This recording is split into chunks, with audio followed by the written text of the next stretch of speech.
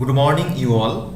Last class we have discussed regarding the first sutra, which was Atha Yoganushasana, which means the adhikara or the authority starts from here to read the Yoga Shastra in a disciplined manner.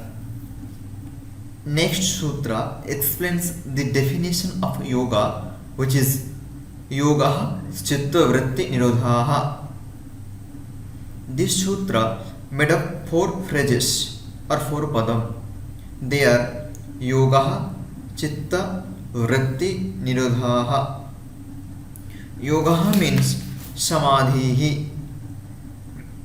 Chitta means manas, buddhi and ahankara.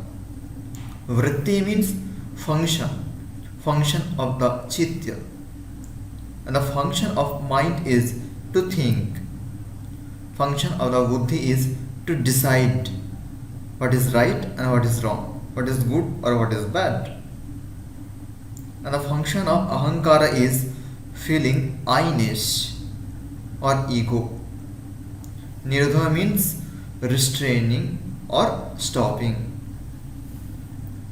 Before going to talk on chitta, we have to know this universe made of three: Ishvara, the Supreme Soul; Jiva, Purusha or Chit Shakti, which is individual soul; and the third one is Prakriti, which is nature. Among these three, Ishvara, Jiva, Prakriti, first two, which means Ishvara and Jiva, these two are Chetana Tattva or conscious entity. In other hand, Prakriti is Achetana or Jada or unconscious. And Prakriti made up three gunam. That's why it says Gunatraya Samyavastha Prakriti. Gunas are three: Sattva, Rajas and Tamas. So, whatever the things made from Prakriti, that would be having Sattvic, Rajasic and Tamasic in quality. As we know, Mana, Buddhi and Ahankara together known as Chittam. And all these three are evolved from Prakriti, hence having Triguna.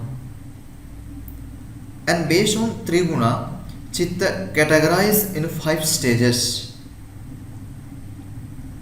When Rajo and Tamaguna aggravated, then it's known as Shipta Avastha or Shipta. In this Bhumi or in this Avastha, the person desire Aishcharya Adi, which means wealth and prosperity. Next, when Tama is predominant, Tamaguna, then it's called Mudha Avastha. In this Avastha, one prone to do adharma or bad activity. And the next stage, when Tama is suppressed and Raja is increased or aggravated, then it's known as Vikshipta Avastha. In this Avastha, one feels to practice dharma, vairagya, etc., mentally things. And next stage, when Raja and Tama get suppressed but Sattva is aggravated, that stage known as Ekagra Avastha. In this stage, Samadhi is known as Sampragyatah Samadhi, where there will be a single vritti, only one vritti, Ekagra, only one pointed vrittis will be there in that stage. Next, when only Sattva is predominant, only means only Sattva is there is no further anything, only on Sattva, then it's called Niruddha Avastha. In this stage, Samadhi known as Asampragyata or Nirvija, where there will not be any further modification. In this stage, all these types of chitta vrittis or thought waves get cease, totally close, delayed in this stage.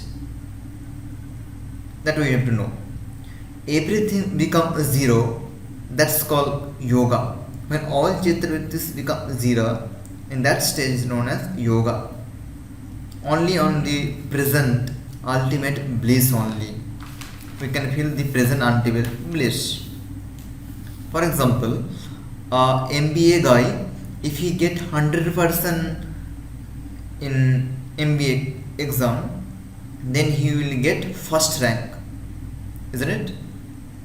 But a yoga guy, if he get 100% in MBA, means mana, buddhi and ahankara or chitta level, chitta vritti level, he will be known as yoga vrashta.